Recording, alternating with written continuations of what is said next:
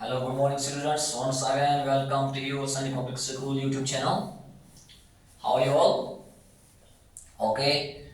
So, students, today with new topic in English grammar, that is models. One of the best topic in English grammar. So, dear students, first of all, let me tell you ये models क्या होते हैं, ठीक है। So first thing जो models के लिए है वो है, उनको हम बोलते हैं स्पेशल वर्ब्स। क्या बोलते हैं बेटा? Special verbs. So why they call them as special verbs? Because जब भी हम किसी मॉडल्स को इस्तेमाल करते हैं इंग्लिश लैंग्वेज में या इंग्लिश राइटिंग में, सो डेफिनेटली ये कभी भी अकेले इस्तेमाल नहीं होती है। क्लियर? ये हमेशा अपने साथ V1 लेती है, ठीक है। Suppose if I will give example like this, if I will tell you I eat an apple, I eat an apple. Clear? So before subject between subject and verb, अगर इसमें मैं मॉडल इस्तेमाल करूं, कोई भी modal, I can eat an apple, मैं apple खा सकता हूं, यानी here can shows us what शबाश एबिलिटी। क्लियर? सो जो मॉडल भी जब हम इस्तेमाल करते हैं तो अकेले नहीं आती है, तो इसके साथ हमेशा V1 आती है। तो V1 इससे क्या होता है, इससे वो की जो है इंफॉर्मेशन ज्यादा देती है। क्लियर? इसीलिए हम इसको मॉडल्स को क्या बोलते हैं? Special verbs. And number 2, modals क्या होते हैं? मॉडल्स होते हैं modality. Do you know what does modality mean? Modality का मतलब होता है बेटा type of behaviour, type of behaviour, यानी modality means mood. Do you know, जब भी कोई राइटर या speaker, whenever a speaker speaks or writer writes something, so definitely उस समय उसकी एक्सप्रेशन क्या होगी, वो किस अंदाज में बात करता है। अगर शराब में तो शराब जैसा वो बोलेगा तो वैसा ही वो मॉडल इस्तेमाल करेगा। अगर हैप्पी होगा, मतलब किसी भी सिचुएशन में होगा तो उसी हिसाब से वो क्या करेगा, उसी हिसाब से वो मॉडल वो इस्तेमाल करेगा। क्लियर? तो डेफिनेटली इसका मतलब मैंने यहाँ पे लिखा है कि मॉडलिटी का मतलब ये होता है mood, type of behaviour. Clear? और जो तीसरा थिंग है वो तो मैंने आपको पहले ही बोला कि एडिशनल इंफॉर्मेशन देता है। एडिशनल इंफॉर्मेशन किसका देता है? Additional information and function of the man verb. Man verb की फंक्शन बताता है और साथ साथ में ये क्या बताता है? एडिशनल इंफॉर्मेशन देता है। क्लियर? यहां तक क्लियर हो गया बेटा? ठीक है। इसके बाद अब इसके कुछ रूल्स है। There are some rules for this, क्योंकि मॉडल्स पढ़ने से पहले, मॉडल यूज करने से पहले we must know the rules. Clear? We must know actually what models are, why we use these models. Clear?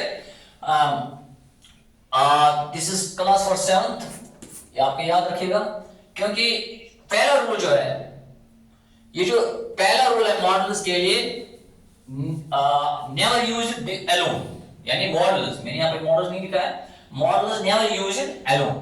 जब भी हम किसी मॉडल को इस्तेमाल करते हैं, there are so many models, you know, there are can है, कुड है, मे है, माइट है, शैल है, शुड है, विल है, ought to है, यूज्ड है, बहुत सारे। जब कोई भी मॉडल हम जब इस्तेमाल करते हैं किसी भी सेंटेंस में, तो वो कभी भी अलोन इस्तेमाल नहीं होते। सब मैं ये नहीं कहूंगा आई शैल देयर, नो, मैं ये नहीं कहूंगा आई कैन देयर, नो। तो डेफिनेटली हमें क्या करना है, हमें मॉडल के बाद हमें V1 इस्तेमाल करना है। क्लियर? Are you getting? या तो हमेशा क्या लेना है, कभी भी इस्तेमाल अकेले ये नहीं होते हैं। It all will take what? V1। दूसरा रूल इसके साथ क्या है? Always followed by infinitive, always followed by infinitive, that is based form of verb without. Clear? इसका मतलब क्या है? यानी आपको मैंने पढ़ाया होगा क्लासेस मैंने आपको पहले ही पढ़ाया कि we have 3 forms of verb, first form, second form and third form। first form को हम बोलते हैं present form, second को हम बोलते हैं past and the third one is past participle। लेकिन जो ये बेस फॉर्म होती है ना, बेस फॉर्म हमारी, जैसे यहाँ पे है V1, यहाँ पे है V2, यहाँ पे है V3। क्लियर? जो V1 है इसी को हम बोलते हैं बेस फॉर्म। लेकिन 2 के साथ होती है, क्या होती है? 2 के साथ होती है। लेकिन जब भी हम इस बेस फॉर्म को इस्तेमाल करते हैं मॉडल के साथ, इंफिनिटिव असल में क्या है? बेसिक फॉर्म है, 2 के साथ इस्तेमाल होती है। लेकिन जब हम इस इंफिनिटिव को या इस बेस फॉर्म को मॉडल के साथ इस्तेमाल करते हैं, लेकिन वहां पे हमें टू इस्तेमाल नहीं करना है। सपोज अगर मैं एक एग्जांपल लिखूंगा यहाँ पे, I shall to go there, to go outside, whatever, ठीक है, outside. Do you think does it suit? No. तो टू के बगैर, क्लियर, हम टू का इस्तेमाल नहीं करते हैं। To go, this is infinitive, infinitive है, लेकिन हमें विदाउट हमें इस्तेमाल करना है, टू के बगैर हमें इस्तेमाल करना है। क्लियर, ये हो गया, चलो ठीक है। एंड हो गए दो rules. And the third one is that जो मॉडल्स होते हैं बेटा, not followed by another model. What does it mean? You may have seen most of the students, most of the people when they are using language or when they are talking, discussing whatever in English, so definitely बहुत सारी गलतियां होती हैं। क्यों? हम एक ही sentence में दो मॉडल्स इस्तेमाल करते हैं। सपोज अगर मैं यहाँ पे लिखूंगा कि I may should go there, but this is wrong. मैंने आपको बोला कि not follow by another model. Model कभी भी, दो मॉडल कभी भी एक ही सेंटेंस में नहीं आ सकते हैं। देखो, मे अलग है, शुड अलग है, शुड की पहचान अलग है, शुड का यूजेज अलग है, और मे का यूज अलग है। हाँ, इस तरह हम लिख सकते हैं। अगर मैं ये लिखूंगा I may go there, then this is correct. Clear? अगर मैं I should go there, this is correct. हम इसको दो सेंटेंस में इस्तेमाल कर सकते हैं, लेकिन we can't use two models in single sentence. Got it? And the fourth one which is very important, that models are same for all pronouns. ये याद रखिएगा, it's very important to do, 5 especially for 7th standard, 8th, 9th, 10th as well. Models are same for all pronouns. What does it mean, all pronouns? Do you know what is pronoun? Pronoun, yeah, definitely it's a part of speech. Pronouns are words which are used in place of noun. Clear? लेकिन यहाँ पे same for all pronounce, जो models होते हैं ये same होते हैं किसके लिए? ऑल प्रोनाउंस के लिए। तो इसका मतलब ये है, if you talk about the tenses, we have how many tenses we have 12 tenses. Clear? So definitely जब हमारे पास 12 टेंसेस हैं, तो 12 टेंसेस में every tense starts with what? Every tense starts with subject. Do you know what the subject means? Subject means doer, ठीक है, doer होता है। जो सब्जेक्ट हमारा होता है, सब्जेक्ट हमारा या तो नाउन हो सकता है या तो प्रोनाउन हो सकता है। क्लियर? लेकिन जब भी हम कोई टेंस इस्तेमाल करते हैं, सपोज हम प्रेजेंट सिंपल की बात लेते हैं, अगर मैं यहां पे लिखूंगा आई ईट फूड, आई ईट फूड, तो मैंने ये प्रेजेंट सिंपल बन गया, क्योंकि यहाँ पे V1 है, यहाँ पे सब्जेक्ट क्या है? आई है। मैं लिखूंगा, अगर मैं यहाँ पे ही लिखूं यहाँ पे, ठीक है, तो यहाँ पे ईट्स आ गया, ही ईट्स फूड। मैंने सब्जेक्ट चेंज किया और वर्ब को मैंने यहाँ पे s ऐड किया। क्लियर? ये चेंज हो गया। क्लियर? अगर मैं कंटिन्यूअस इस तरह ले लूं, वहां पे अलग आपको वर्ब्स इस्तेमाल कर रहे हैं, I am eating food, I am going to school. अगर मैं किसी और टेंस की एग्जांपल बोलूं, यानी कहने का मतलब मेरा यही है कि जब हम टेंस की बात करते हैं, वहां पे हम जो प्रोनाउंस होते हैं हमें अलग ही इस्तेमाल करने होते हैं, हमें वर्ब के हिसाब से, वर्ब के लिहाज से वो इस्तेमाल करने होते हैं। मैं आपको दिखा है यहाँ पे कि अगर यहाँ पे हैव है, यहाँ पे हैज है, ठीक है, लेकिन जब भी ये सेंटेंस में आएगा, इस हैव के लिए मुझे अलग प्रोनाउन इस्तेमाल, इस हैज के लिए मुझे अलग प्रोनाउन इस्तेमाल करना है, क्योंकि हैज सिंगुलर है, हैव प्लूरल मानी जाती है। ठीक है, मैं कभी नहीं लिखूंगा हैव के हैव से पहले ही, because he is a singular, have is plural. तो शी, मैं ही हैज लिख सकता हूं, he has written a letter. मैं ये भी लिखूंगा कि they have written a letter, they have danced well. Clear? तो टेंसेस में जैसे वर्ब वैसा subject. Clear?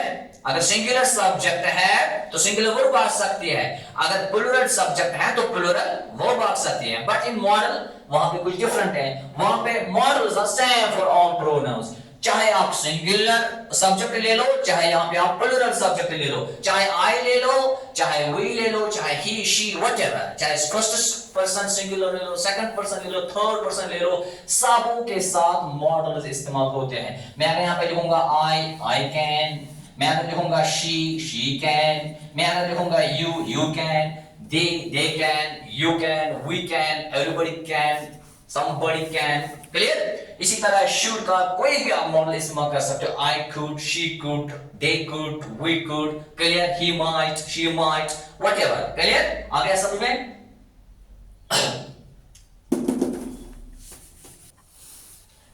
So dear students, we have some models. Suppose we have can, we have could, we have may, we have might. First of all, listen here. Where we can use can. Can का अगर हम usage देखेंगे तो can पहला जो इसका usage है वो है ability. Do you no ability? Ability का मतलब काबिलियत। एबिलिटी और we can say lack of ability or we can say inability। Suppose अगर मैं आपको बोलूं कि you can go there या I can swim in the river, तो इसमें एबिलिटी है, मुझमें एबिलिटी है। I cannot swim in the river, clear, ये एबिलिटी दिखाती है। तो पहला यूज क्या है कैन का? एबिलिटी, क्लियर, या लैक ऑफ एबिलिटी जिसको बोलते हैं इनएबिलिटी, कि मुझ में है इतना कि मैं ये कर सकता हूं, मुझ में इतना नहीं कि मैं नहीं कर सकता हूं, क्लियर, सिंपल। दूसरा यूज है इसका that is possibility, clear.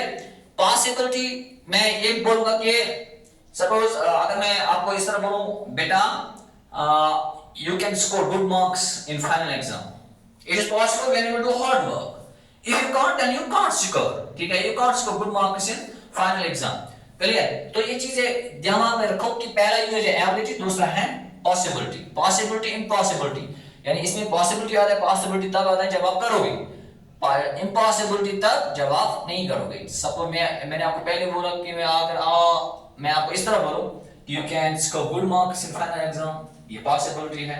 you cannot score good marks in final exam, clear, it is up to you।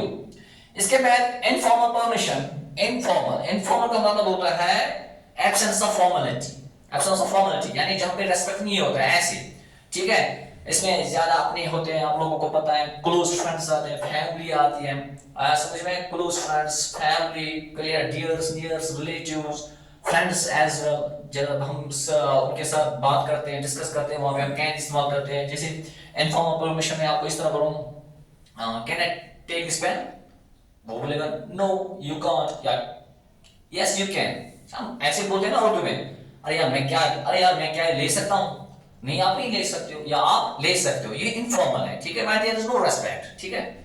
इसके बाद जो है सजेशन, हाँ सजेशन का होता है जब हम किसी को राय देते हैं, क्लियर, जब हम किसी को राय देते हैं, सलाह देते हैं। सपोज अगर हम इस तरह बोलूंगा आपको कि किसी को बोलूंगा कि you can take maths for future, ये एक राय होती है, सलाह के लिए, यानी सजेशन के लिए भी हम कैन इस्तेमाल करते हैं, क्लियर। और भी इसके यूजेस हैं, ऑफर्स के लिए हम इसको इस्तेमाल करते हैं, ठीक है।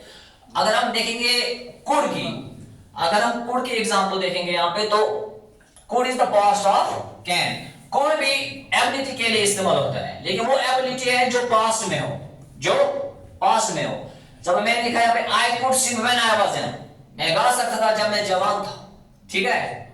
और गेटिंग यहाँ पे क्या है, देखो आई कुड, मैंने आपको पहले बोला कुड के बाद क्या है, V1 है, यहां तक रूल क्लियर है। व्हेन आई वाज सिंग, ठीक है, ये एबिलिटी दिखाती है, ये वाला पोर्शन, और जो ये when I was sing, it shows us proof, आप कब गा सकते, जब आप जवान थे, क्लियर। ये कुड की एग्जांपल है, and I have already told you could is the past of can.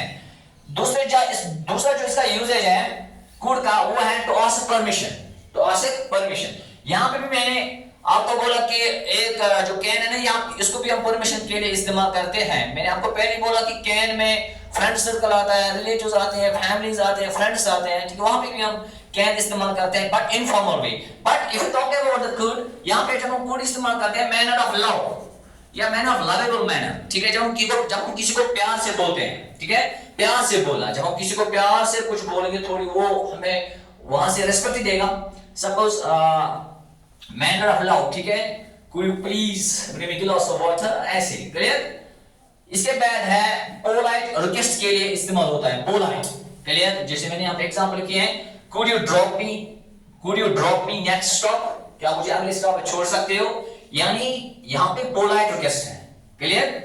In could यहाँ पे पोलाइट रिक्वेस्ट है, क्लियर। इसके बाद फोर्थ यूजेज जो इसका है वो है पॉसिबिलिटी, क्या है, पॉसिबिलिटी। लेकिन याद रखना पॉसिबिलिटी के हिसाब से, पॉसिबिलिटी में जो है जो कुड है इसके लेस चांसेस होते हैं किसके, कैन के। अगर हम किसी को बोलेंगे you can become a doctor, आप डॉक्टर बन सकते हो, वहां पे 60% 70% चांसेस है।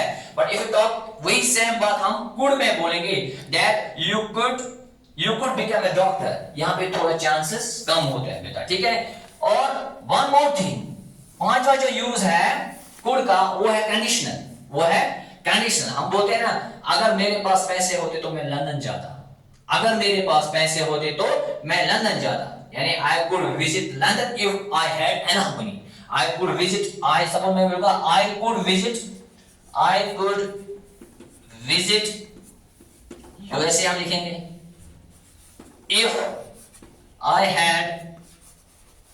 if I had enough money। देखिए I could visit, यहां ठीक है, I could visit कहां, यूएसए, मैं यूएसए जाता if, अगर, यहां पे if क्या दिखाता है, कंडीशनल, अगर मेरे पास पैसे होते, क्लियर, अगर मेरे पास पैसे होते।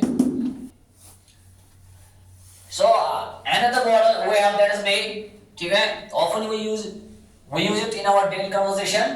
तो पहला जो इसका यूज है that is possibility, near future, ठीक है, नियर फ्यूचर के लिए इस्तेमाल होता है पॉसिबिलिटी, क्लियर। समझ, पॉसिबिलिटी का मतलब होता है हम बोल रहे हैं किसी को कि इट में हो रहे हैं, ठीक है, पॉसिबिलिटी। नंबर 2 इसका जो यूज है फॉर्मल परमिशन, ठीक है, formal permission. If you talk about the can, वहां पे क्या थी, वहां पे इनफॉर्मल परमिशन थी, बट यहां पे क्या है, यहां पे फॉर्मल परमिशन है। May help you sir, may help you out, यानी हम किसी अनजान को जब हम मिलते हैं या किसी को ऐसे अंदाज में बोलते हैं, ठीक है, पोलाइट मैनर में, फॉर्मल तरीके में, फॉर्मल के हिसाब से जब हम इसको बोलते हैं तो मैं वहां पे इस्तेमाल करते हैं। और इसके बाद जो है polite offer, suppose may help you sir, यहाँ पे सॉरी यहाँ पे परमिशन है, जैसे हम अपने से बड़ों को देखते हैं तो वहां पे हम फॉर्मल तरीके से बात करते हैं, may come in sir, clear, may seat sir. तो यहाँ पे पोलाइट ऑफर जब हमें यहाँ पे कोई स्ट्रेंजर मिलता है, कोई अजनबी मिलता है, अननोन मिलता है, तो हम उसको बोलते हैं may I help you sir, clear. इसके बाद एक्सप्रेसिंग, चौथा जो इसका यूजेज है मे का वो है विशेस फॉर फ्यूचर। जब हम किसी के लिए विशेस देते हैं, दुआ करते हैं फ्यूचर के लिए, सपोज जब हम किसी को बोलते हैं कि may you live long, may God bless you, clear. इस तरह से यहाँ पे हमारा जो में इस्तेमाल होता है पॉसिबिलिटी के लिए, जो नियर फ्यूचर के लिए होता है। नंबर 2 फॉर्मल परमिशन के लिए, जब हम किसी से परमिशन लेते हैं, क्लियर, जो हमसे बड़े हैं हमको रेस्पेक्ट देते हैं, may come in sir, may I sit sir, may I go outside sir. Polite offer के लिए हम इस्तेमाल करते हैं जब हम किसी अननोन पर्सन से मिलते हैं, क्लियर, फॉर्मल तरीके से बात करते हैं, may I help you sir, etcetera etcetera. Expression wishes के लिए हम इस्तेमाल करते हैं जब हम उसको दुआएं देते हैं, क्लियर, तो फ्यूचर के लिए। इसके बाद अगर हम शैल की बात करें, शैल भी हमारा एक मॉडल है, जैसे ये फ्यूचर एक्शन लिखा है, फ्यूचर एक्शन, लेकिन फ्यूचर एक्शन के लिए हमें इसका खास ख्याल रखना है, we have to use first person, clear, first person, I और वी, ठीक है, आई और वी, यानी I shall go there, I shall write it, whatever. Taking suggestions के लिए भी इस्तेमाल होता है जब हम सजेशंस लेते हैं, क्लियर। तो इसमें भी हमें खासकर आई और वी का इस्तेमाल करना है सजेशंस के लिए। टेकिंग सजेशन जब हम लेते हैं, आई और वी का इस्तेमाल हमें इस्तेमाल करना, क्योंकि सजेशंस हमें जब भी लेते हैं तो हमें खास ख्याल रखना है, वहां पे हमें आई और वी का इस्तेमाल करना है, क्लियर। इसके बाद थर्ड जो यूजेज है शैल का वो है प्रॉमिस। इसमें भी क्या करना है कि इसमें भी हमें जब भी हम करेंगे लेकिन फर्स्ट पर्सन के साथ आई और वी का इस्तेमाल करना है, आई शैल पे द फाइन, क्लियर, ये प्रॉमिस है, ठीक है, ये प्रॉमिस वादा करना है कि आई शैल पे द फाइन, मुझे आप फाइन भरना होगा, ये प्रॉमिस है, ठीक है।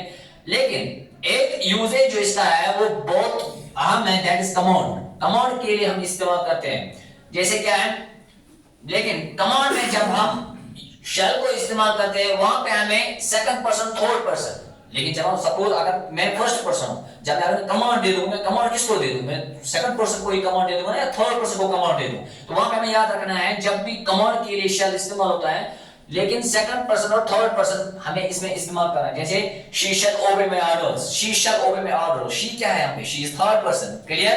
और यू शैल गो देयर, आपको वहां जाना चाहिए, because this is an command, it is an command, clear. और पांचवा जो यूजेज है इसका शेल का वो है थ्रेट। क्या है बेटा, थ्रेट। जब हम किसी को धमकी देते हैं, दे दो ना, धमकी नहीं देना चाहिए, फॉर काइंड इंफॉर्मेशन।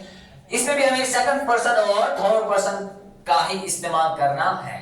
जब हम धमकी देंगे, थोड़ी हम अपने आप से धमकी देंगे, मत देंगे ना, हमें दूसरों को धमकी देने, ठीक है। सपोज यू शैल पे फॉर दिस, क्लियर। जब हम खुदा ना खास्ता हम दोनों की लड़ाई होती है रोड पे कहीं पे, और आप मुझे नहीं, आप इस तरह बात कर रहे हैं, आप मुझे नहीं जानते हो, आप देख लेना, आप इसका हिसाब आपको चुकाना पड़ेगा, हम उसको बोलते हैं यू शैल पे फॉर दिस, आपको आप देख लेना कि आपका रिजल्ट क्या होगा, ठीक है। धमकी एक किस्म की, लेकिन इसमें भी हमें सेकंड पर्सन और थर्ड पर्सन का, क्लियर। और जो लास्ट यूजेज है शेल का वो है फॉर्मल ऑब्लिगेशन। क्या है, फॉर्मल ऑब्लिगेशन, ड्यूटी। जब गवर्नमेंट लॉज बनाते हैं, ठीक है, वो दूसरों के लिए बनाते हैं ना, तो इसमें भी हमें सेकंड पर्सन और थर्ड पर्सन का ही इस्तेमाल करना है, ठीक है। क्योंकि जो रूल्स होते हैं, रेगुलेशंस होते हैं, व्हाटएवर, या गवर्नमेंट रूल्स होते हैं, इवन कि जो स्कूल में भी होता है, कॉलेज में भी होता है, जो रूल्स होते हैं वो तो फॉर्मल तरीके से है, फॉर्मल ऑब्लिगेशन होती है वहां पे, वो भी थर्ड पर्सन के लिए इस्तेमाल होते हैं। सपोज, इसलिए मैंने यहाँ पे लिखा है you shall obey my rules, you shall obey my rules, या you shall obey the rules, clear. यहाँ हम कहेंगे they shall not click the photograph here because is a formal obligation, clear. तो इस तरह से हमने मे पढ़ा है, हमने शैल पढ़ा है, कैन पढ़ा है, कुड पढ़ा है। इंशाअल्लाह this is for only for class 7th इस चीज का खास ख्याल रखेंगे। और भी मॉडल्स हैं, लेकिन आप इन चीजों पे आप घर पे प्रैक्टिस करें, it is in your syllabus. इंशाल्लाह I will meet you next video, till then खुदा हाफिज।